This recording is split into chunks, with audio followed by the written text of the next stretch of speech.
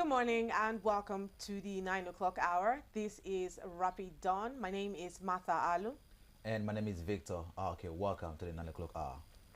Now, on Friday, Inec released a timetable for the 2027 general elections and how the activities are supposed to be carried out during the elections. Now, it is not just about releasing the election timetable. It is it's not just about setting dates. It is triggering a constitutional clock, activating political machinery, and committing billions of naira in public funds.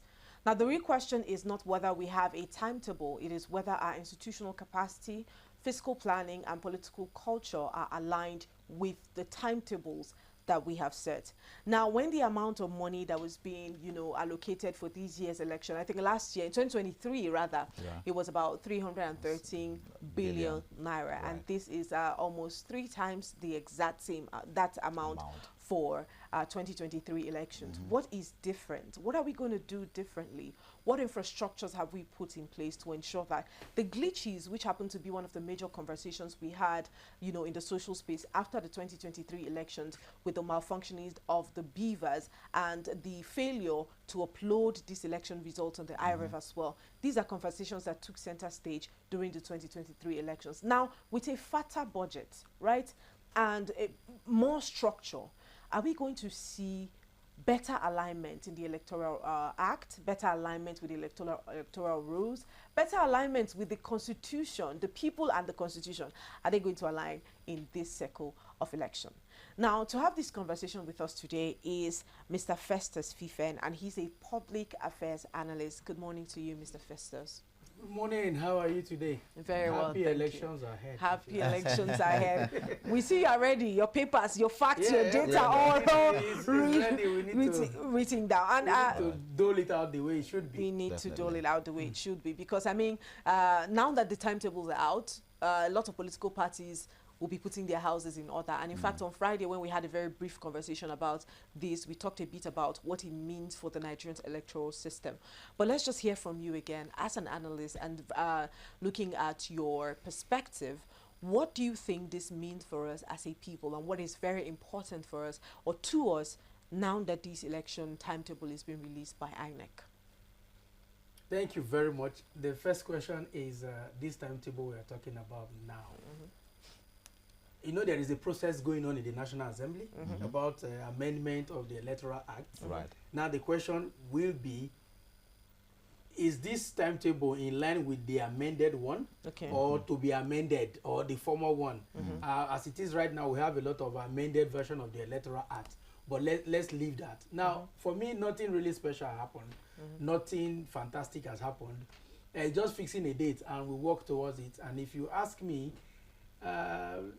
even till the day before the election, political parties will still be putting their house in order, because in this part of the world, election is what some of these musicians will call paddy. So there is so much that happens that is outside these literary work and revelations and there. The main election is, who do you want? How do you want the person to emerge? Who does the political party want? What and what do they need to do to put in place to make sure that their best candidate comes up? Every other thing that happens is just rhetorics, and I've seen elections in this country, so I'm not really too excited about all these bogus amount and figures and dates and whatever. What will happen will still happen. I remember the time of Morisiwu, where there was even a court order then to include former Vice President Atiku Abubakar. A few days to the election, they had to print another ballot papers, because Atiku was not included in the first one. So these are just reoccurrences that we have seen in the past. So what I will be doing right now is just the watchdog thing. Let me just stay back and see what is going to happen, what will be different this time. Because over time, we have seen that even when technology and a few things are improving, we realize, if we must be sincere with ourselves, that the quality of our elections are actually going down. Because we had option A for 1993 general elections, where there was not too much of technology, and it has been adjudged to be one of the best elections in this country. Just stay in a queue. I love Ake, and let me just stay and follow him. And we had results collated, and there was no chaos like this. So I'm indifferent right now. If you ask You're me. indifferent about the timetable being Yes, released. very indifferent. Okay, let's talk about the budget. Now, if we take a look at the budget for the last couple of years, 12 years, particularly following the election cycle. In 2011, we have 87 billion naira that was allocated. In 2015, we have 108. 2019, 189 billion naira. 2023, 313 billion naira. And now in 2026, that amount of money quadrupled. And we're talking about 873.78 billion naira solely to conduct the elections, the general elections for 2027. What does this tell you? We want to waste money. That's the summary of it, because sometimes when you don't have the prerequisite knowledge, this is my opinion, Perspective. you think getting more tools will make the work done. No, it is who is doing it. Funny enough, we have seen, and there was, I think it is the 2011 or 2015 elections where a professor that is supposed to be a returning officer couldn't even see the result sheet that he wanted to read out to people. Now the question you ask yourself, you can be a returning officer. Now, obviously, they will pay you the way they will pay that vice chancellor that is in the school. Some people said in the past that Jega just wanted to bring his colleagues to come and enrich them. Now, we think too much about once we have money, a lot of things will happen. It is not true. It is not true. You will realize that the more technology is advancing, the margin of error and manipulation is increasing.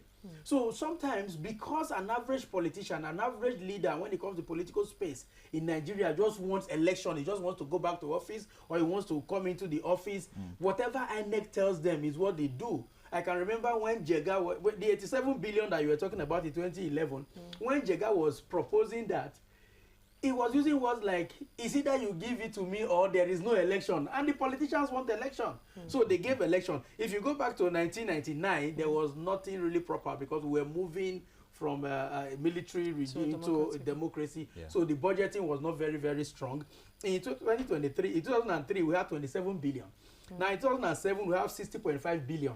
In 2011, we had 87 billion. 2015, 93. 2019, 143 billion. 2023, 313 billion. Now, if you look at all these billion, if you must be sincere with yourself, what is the quality of election results or outcome that we have seen with all this? Now, in 2011, I remember that was when DDC machine, direct capturing machine to do registration and whatever. Now, after that one, are you not telling me that those laptops that they bought, those gadgets that they bought, expired in 4 years? Now, more money was given. The last election in 2023, we had Beavers and IREV and whatever that were eventually not used for the presidential election, because that is the one that concerns us most in this country. Now, you realize that with all this money we have sunk into elections, are the quality of results that we get, is it better? If it is not better, why not stick to what works for you? For the fact that, see, let me tell you, if we can do our elections within a space of 1 month, all this rush will not be there. If with the way you are now, maybe when you leave the studio, you go cast your vote and you go do other things. All this technology, they just use this to, if you ask me, to blackmail us with this notion that when we spend more money, elections will be better. But we have seen elections in this country, and we can tell you that more money did not bring about better elections. So this one is another jamboree, but you know, it's just a proposal here. They will work on it here and there, and after they get the approval, they will now tell you the breakdown of what they want to do with those money. Maybe they want to buy Starlink, this thing for every polling unit or whatever. But we will notice that the elections must not be digital to make it credible. But again, I think Inec has brought out the breakdown anyways on how they're going to spend the money. That I will read out later on. But some of the concerns that you've raised as well, talking about some of the machines, equipment that has been gotten. Again, if you take a mind back to 2023, the Beavers was procured. The IREF was developed, right? There were various logistical materials that were also brought on board as at the time. And we didn't see all of these happen so much. We didn't, just like you stated, we didn't see all of these, all of the materials that were brought on board make the election so visible as it is. But let's talk about auditing Inec as it is, right? Because all of these figures that were spent from 2011, 2015, 2023, right, INEC will always bring up a budget. And many times they would do the elections and we don't get the best of the election. But who audits INEC for the next election? After 2023 election, was INEC audited? Did they give us a breakdown of how they spend their money and give accountability, of course, to the Nigerian people? The day a blind man sees, the first thing he does away with is the stick that has been guiding him all along. So whenever the elections are out, politicians no longer care. We have a winner, we have a loser. And if you look at it, you realize that those that are beneficiaries of either the decisions or the mistakes of INEC are the ones that are supposed to audit. We have a Senate committee for that. We have a House committee on that. You have the executive. All these are politicians. So you will notice that fowl that lays the golden egg, sometimes you are very, very careful not to. Immediately the elections is won and lost, we forget about auditing until though there are a lot of like we have some NGOs that do follow the money, do this, but whatever they bring out is not taken seriously. That is when you now begin to see government agencies that are responsible for investigating some of all these things. To say nobody wrote a petition, nobody did this, nobody did that. If politicians are the ones that are supposed to raise question, oversight over INEC, if they are beneficiaries of the decisions of INEC, don't you think that some of them will say, if I'm too hard on these people now, my next election will be funny? But their primary responsibility is to the people of Nigeria. I mean, even before entertaining this 873 billion naira that INEC is bringing on board, shouldn't there be a forensic audit even from the National Assembly? What is and what ought to be are two different things. We know the idea. It's so funny how we said this. It's so funny how we said this on Friday. What is and what ought to be? Right. They are two different things. So what ought to be is what you're talking about. But what do we currently have? We have a situation in this country where people make some inflammatory statements and nobody does anything. And when you raise some dust, they will say, go and write a petition that might stay another 10, 15 years and events will overtake it and we leave it. So, and ideally, forensic audit is supposed to come. How did you spend this? Even in the case of Jega, I remember there was a time when there was a little date shifting and whatever. They asked for more money, that we needed more money to do this. You remember? So when it comes to auditing, we are not doing so well as a country. It's just the euphoria of we have won, we have lost. Is it the person that is a beneficiary of the decision of INEC that will now say, okay, so committee, executive committee, or white paper committee, or whatever, come and do this and come and do that? They will just wait till the next election, and we tend to forget a lot. You realize that how many INEC staff do you even know? You only know them during the elections. Really, after the election, nobody cares about them except all these staggered elections that we have. And you will realize that when they are doing those staggered elections, nothing seems to be wrong as it were. But once you see that it is general elections, money, whatever. So what you're talking is what ought to be, not what is. What is currently INEC is above the law, in quote, if you ask me. Okay. Nobody let's come in here. What is, why we understand that what is different from what ought to be. Do we now abandon or pay less attention to what it ought to be and embrace what it is just because we think that questions cannot be asked? Maybe what can the citizens do? What bodies are responsible for asking these questions? Because that's the very first step. If the bodies that are responsible for asking the questions are not out to ask the questions, how then can the citizens even question it? I don't even think that the citizens are aware that they are able to question a lot of things. I say that because of the budget. Time and again, we've had resource persons come here who said Nigerians can actually question the budget. Nigerians can question the budget and decide whether or not it passes or it doesn't pass based on the questions that they raise and all of that. But how many citizens know that they're capable of doing that? But first of all, what organizations are set aside to be able to question this? Because I do not opt for embracing the norm just because it is what is obtainable. Rapid television is doing that already. The discussion here now, you're questioning. Now, it's not as if people are not really raising questions. But let me tell you what I see as a fundamental problem with us Nigerians. An average Nigerian does not want to be held accountable. So because of that, he does not hold anyone accountable. It's because if I do you, you will do me. Let me use that word, the way they say it. If I say, Mr. Ake, oh, you're doing this, why you're not supposed to do this? He said, don't worry now, tomorrow I'll be the one producing, you'll be the presenter. I know what I'll do to you. Because I don't want trouble tomorrow, I will lie low today. A lot of people are asking questions. Now, there is a way that this question asking process have also been stifled, that you cannot go too far. We have the Freedom of Information Act that we use FOI or whatever. Right. Now, you realize that if you make an application that I want this, how much is rapid spending on diesel every month? How much is this? Somebody will just see it and abandon it. Before the results or that the outcome of that inquiry will come, Rapid has bought more than 17 other diesel.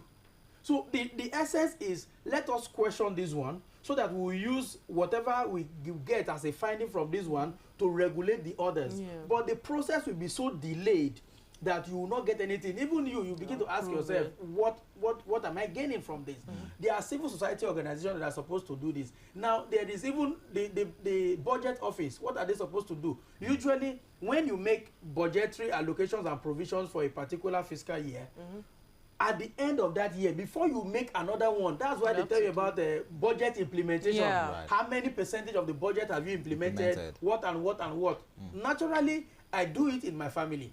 My children, somehow, I think it just became a part of us. When I go home every day, when I'm leaving home, I'll put small change in my pocket. And the reason is, you know what money is for now? Precautionary and all those things. When I get back home, I sit back. What did I do with this money today? I will realize that I spent this, that. I said, oh, I would have given that guy 500 naira. Why did I give him 1,000 naira? Tomorrow, I won't do that. I'm questioning myself. I render accounts to my children. I render account to my wife. They don't ask me.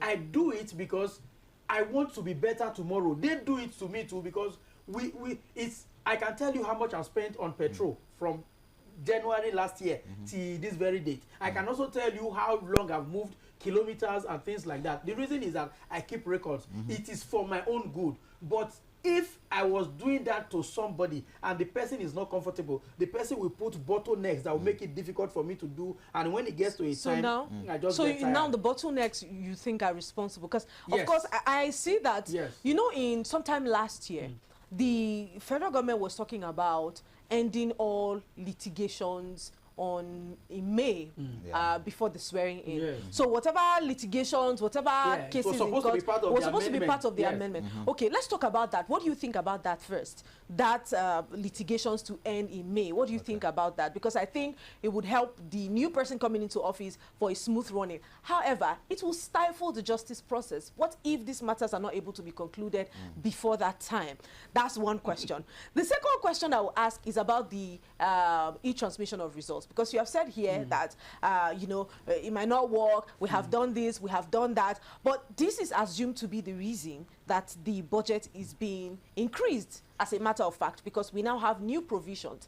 We're talking about e-transmission of results, which means that, you know, we have electronic system that can account for votes, while we also have the manual. According to Inec, it's basically going to be a hybrid system where these two would coexist at the polling booth. What do you think about this e-transmission of results following, you know, the conversations the answers that you have given, you know, previously, and then, you know, the first question? Okay, let me tell you.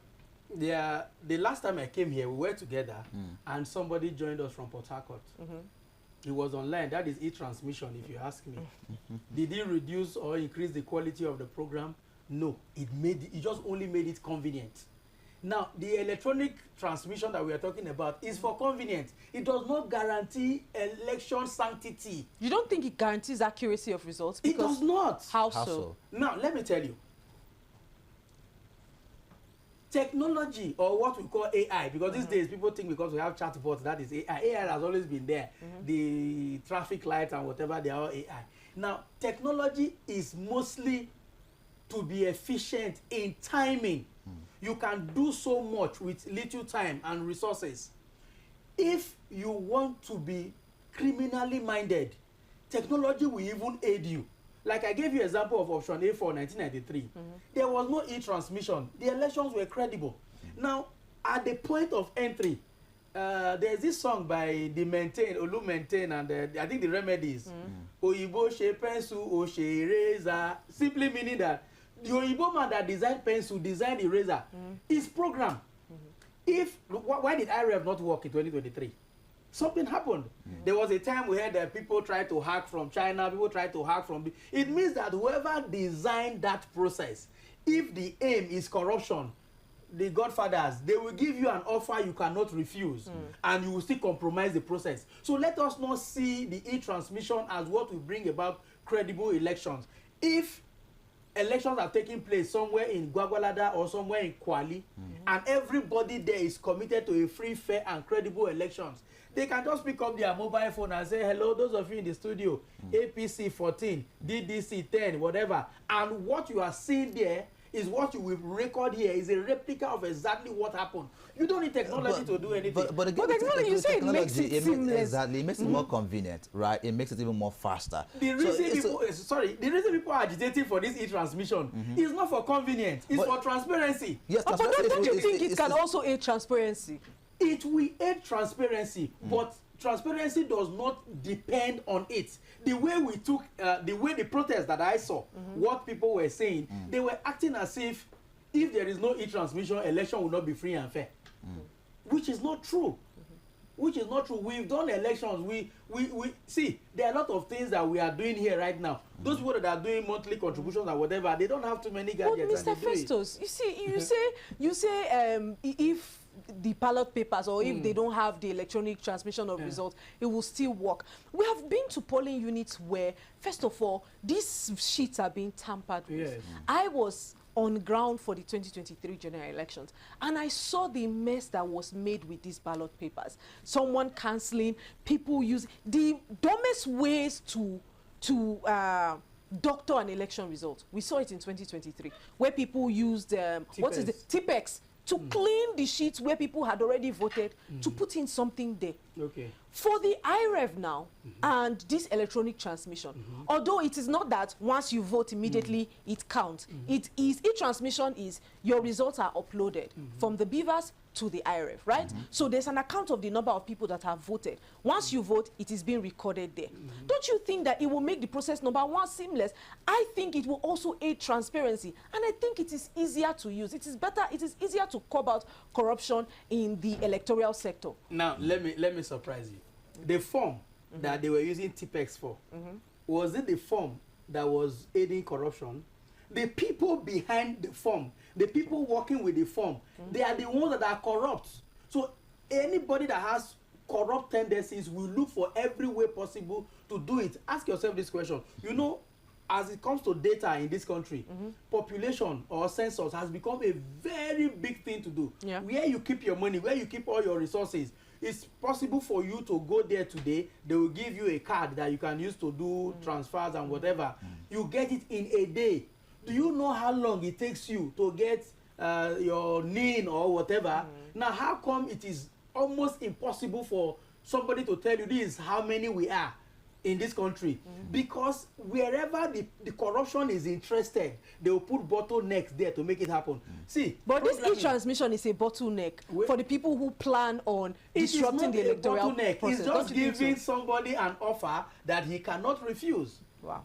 Are you listening to me? Giving somebody an offer that he cannot refuse. Somebody programs. Now, when you go to dispensing station where they sell petrol, you realize that they will be pumping the petrol into your car. You will see 10 liters in the dashboard. Is that not electronic? Yeah. But what enters your vehicle is less than 6 liters. What happened? Somebody has tampered with it. So it is not the gadgets that ascertains or that guarantees the free and fairness of it. It is the people behind it. So until we have a different mindset towards election, it's a program. Whatever you are doing is a program that were written by people, and those same people can correct it. That was why I sang that my funny song, that whoever designed the pencil designed the eraser. And that is why whatever they like, they can always do with it. It's just how do people hack systems? Should we go into the case of Hush Puppy and the rest? We have seen people that defraud the whole country, and they are getting money. How did they do it? They also had those countries have their own foolproof things that they've done, but somebody just. So the question now is not whether it is an efficient system. It is that people can also doctor it. Very well, people can doctor it. It is those that are behind it. This form was given to you. The form is clean. you filled it before. At the time the corruption came along the line, and you started tipesing and trying to change. Another corruption will come. When I mean corruption now, new information. Yeah. Now another one will come. You tipes again. Now let me tell you, why can't it be a law that immediately you put tipes, when it gets to the next collation center, they will reject it? Yes.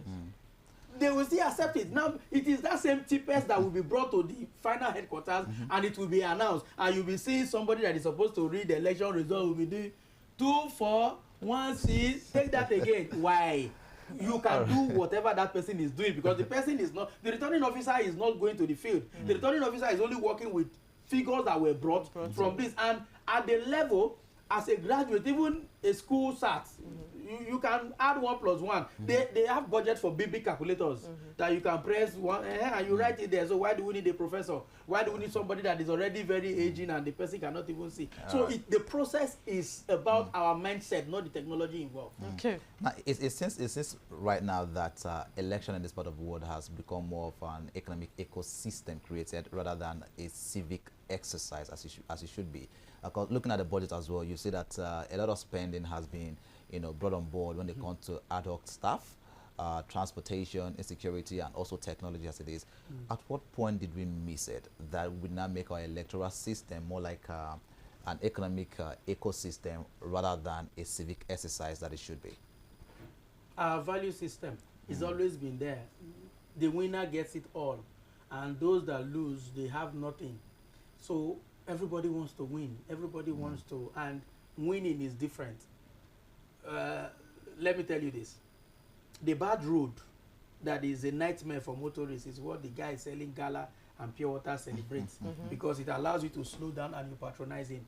So now, if we can change our value system, if there is no difference between you that is a senator and me that is doing my business, if there is no way you can oppress me with federal powers and federal might, the law treats you the way the law will treat me, there will be no need to struggle to be in your position. There's something I know about those from Anambra State. Maybe it's changing right now. When you tell an average Anambra businessman that come and become a commissioner, I say, nah, like if I am this commissioner, how much will I get in a month?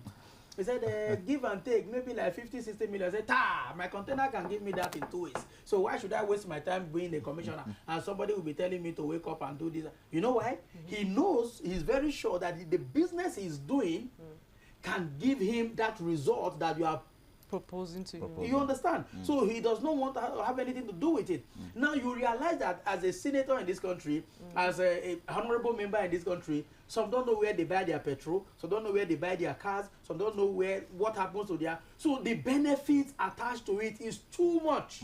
So that is why everybody wants to kill to get there. Now, it is because of the value. I remember in 1999 when democracy came, a lot of people look at the crop of governors and senators and House of Assembly members. They were people that everybody was thinking that military will come back again. So people did not really give it. So after that 2003, people now started saying that, we now started having the 406 of this world. It used to be 504 and some other things. The 406, Prado started coming in. People are now living large. Luxury. You now see people buying houses and buying. Is it that place that is giving them this one? Let me go there. Now, because we want to get there at all costs, there is a vehicle to get there. So many mechanics will work on that vehicle to make sure it favors us differently. And that is how the process that brings about this electioneering, that is the Inec, has a problem. And that is why you also see that those that are in charge of Inec, when they talk about their budget, there's no apology. They say it as if it's either you give it to me or there's no credible election. And once there's no credible election, now what is even the definition of credible election? Somebody wins and somebody we have been in this country, somebody that was in number 4 became a governor. So what are we saying? So it boils down to a lot of Another concern that comes to mind as well whenever we talk about election in Nigeria is the very fact that many times, of course, we've seen that we have our elections in different days. And so that's been called to consolidate our elections to be held in one day. Do you think that if all elections are held in one day, it's also going to reduce the level of budget, the amount of money that INEC brings into the National Assembly as budget? Is it going to reduce it drastically? It would reduce, but the outcome will be poor. The collation, now the thing is, why do we need to collate results in 3 days or 4 days or 5 days? Why can't we collate our results in 1 month? Why should we wait up until 1 month to do that? Because a lot of those errors and things that you see, a lot of this pressure that makes you, for example, instead of taking 3 ad hoc staff, because there's so much to do, you take 5, you are spending more money. The reason you are taking 5 is you want the result to be ready in 24 hours or 48 hours. And that's because it will increase the chances. If you leave it for 1 month, it will increase the chances of the results being doctored. Whoever wants to be corrupt in 1 minute will be corrupt in 5 days. I mean, I will argue that. I will argue that. Have you been part of elections? I will argue that because listen, if these elections are conducted in 1 day, last week we were talking about a video of the collation center for the US and Nigeria being put side by side. Yes. You'd see them just in front of screens. You don't even need anybody, just the man conducting, operating the machines. The results just keep going and going, and everyone just keeps looking. So you can say for a fact that these results were collated in your presence, and you can see what is happening there. So if there's any foul play, you can detect it immediately. Now, for 1 month, right, I agree. Anyone who is corrupt 1 minute has the tendency of being corrupt 1 month. But anyone who is not corrupt in 1 minute has the tendency of being corrupt in 1 month. And I'll give you a practical example. Good. There are circumstances that people are presented with, right, that immediately they can debunk, they can refuse. But with extended pressure, they bulge to it. Gold, for instance. Before gold becomes gold, it's under pressure. Fire for a long period of time. The number of hours or days or months you put it under fire determines the kind of refinement you get from the gold. It's the same thing we as human beings are. Say, for instance, I know I don't have anything against you, Mr. Festus, but in 1 month, I know that you are responsible for collating the result. I will find, this is Nigeria. We know the kind of politics that we play here. I will find every possible death against you to indict your name and put you under pressure to compromise. Otherwise, your name will be ruined. 1 month gives you ample time to carry out such a thing. But now, 3 days collation. Now let me, I don't want to use the word let me shock you. I think we have Big Brother Nigeria, we have music, we have The Voice, all those things that we do, we vote with our reality shows. Yes, reality shows. Thank you. Do we go to the place to vote? Those are different. No. Let me tell you. Why are we not building a system that removes human interference to a very large extent? But that's what we are saying. That's the technology we're talking about. Now, I'm coming. I'm building up something. Now, let me tell you. Why can't you stay here now and cast your vote here without having to go to a station? Technology. Now, that's technology. Are we embracing that one? No. We are embracing the one that we just spend money for the technology and still go to the location to do 1 or 2 things. I've said it times and Mr. It's gradual. It's gradual. Nigeria is also calling for this. It's where gradual. people can even vote in the diaspora. We don't need to be at the polling unit to vote rather. Nigerians are also calling for this to happen. Whilst that is there in the works, we already have the e-transmission of results that Nigerians are saying this should be able to work, because it's also the adoption of technology as it is. So because everything you're saying right now, you're still in support of technology as it is. Yes, definitely. I'm in support of technology. I've never been against it. The e-transmission. I'm just against the way we project it as if that is the most important thing. Yes. And I understand one thing he had said, where he said last year, or in 2023 general elections, we bought laptops. All the machines that we did, we throw that away? Definitely is it disposable after 1 election? Because after 1 election, it's like you dispose it, you bring an even fatter budget, even when you have these things available that you can deploy for another election. And I think that's where auditing comes in place. Exactly. Because these guys are not audited majorly, and so they get to do anything they want to do. Every election year, they come on board, they bring in the budget, and nobody asks questions. Those of you that are proponents of technology, let me shock you. Do you think as a country right now, we are not ripe enough to be able to vote with your name and you get a good result? I mean, I think you said it, that you said how long it takes. Till date, I haven't gotten my original name. Why do you think it's like that? So you see, it is difficult. I know that technology sometimes, in some areas, it is stifled by people, proponents of maybe corruption or whatever it is stifled. But I understand that the growth of technology is gradual in Nigeria. We're starting to embrace it one leg at a time. It's only this gradual, permit me to use that word, in political related things. Not exactly. If you look at every other sector, right? Yeah. In fact, Lagos State has been referred to as the African Silicon, as it is.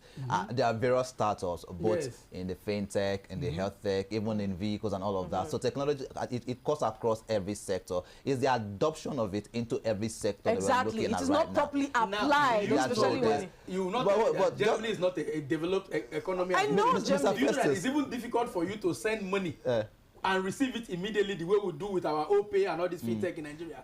We have what it takes to bring about instant voting and instant result. If we want. All right. Okay. Just I think we're already at the half of the hour, so we just might need to go on a very quick break. When we get back, we'll keep up with this conversation. Please stay with us.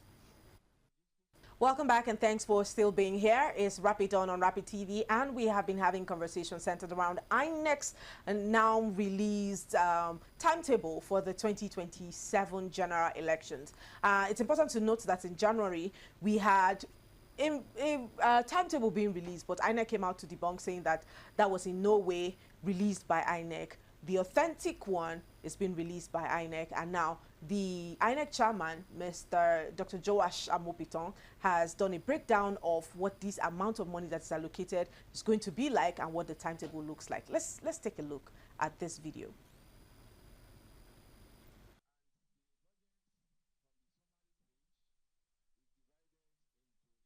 Main heads. We have the election operations costs, which is 375 billion 748 195 271.47. We also have election administrative costs, which is 92 billion 311 591 396.58. We have election technology costs, which is 209 billion 205 589 977.70. And finally, we have the election capital costs, which is the sum of 154 billion 904 529 641.94. The total proposed budget. Democracy is neither cheap or accidental. It requires deliberate planning, adequate funding, institutional integrity, and continuous innovation. As electoral process grow in scale and complexity, so too is the demands placed on the Commission, ranging from voter registration and logistics to electoral security, technological department, voter education, and post-election review mechanisms. However, while this committee appreciates these realities, it is equally our duty to ensure that every budgetary provision is necessary. All right, we still have Mr. Festus Fife in the studio. I'll just leave you to comment on this video. It's funny, there are a lot of semantics that was throwing me off balance. I have administrative cost in billions, you have operational cost in billions, you have capital in billions, and I ask myself, like I remember when this was going on live in the National Assembly, where Senator Adams Oshomole was saying, if we have Inec disease, we want to build hospital for what? We already have hospitals in this country, what do you need it for? Now you now have technology, the operations, what are we doing in operation that is in billions? The capital, what are we doing that is in billions? Administrative in billions, technology cost in billions. How do you separate all this? So the thing is, that is why when I told you initially that, you see the breakdown that we were giving, these are very vague and opaque breakdown, because at the end of the day, it does not capital. How many are you building new Inec offices? What are you building actually? This is how many years of democracy now, since 1999. Whatever we need to do as far as you see in Nigeria, an agency that does not have up to 400 members of staff, we have a 3-story building as an office, because we just waste money. We just waste money. So this breakdown, if we are to do what we are supposed to do, but look at the time frame. from the presentation, the day the budget was presented by the president, they said this 2026 budget will start operating as from March, and March is almost here. When will they do all the harmonization and approval and assent and whatever? So you realize that we don't even have enough time to scrutinize this budget. At the end of the day, I pray we don't have that drama this year where they will say the budget is missing, the copy that is out is different from the copy that was passed and some other thing. So these they have information, and they just told us subheads, so billion. But if we are to look at it carefully, you might realize that you have 52 AC every 4 years. You have 75 Helios vehicles disposable every 4 4 years. years. Your own AC at home after 4 years does not get bad, but the ones that they procure always get bad. So these are very vague and opaque budget presentation, if you ask me. And this is supposed to be for democratic process as it is. And this now begs for a question. Is Nigeria's democracy becoming too expensive than its economic reality? He heard him say, he said it, he just said it, that the democracy is expensive. He said it. Democracy is not expensive. The Nigerian version of it is expensive. That is, it's not what is the Nigerian version of it? The Nigerian version of it is spend more money and use high-sounding words. It makes election look credible.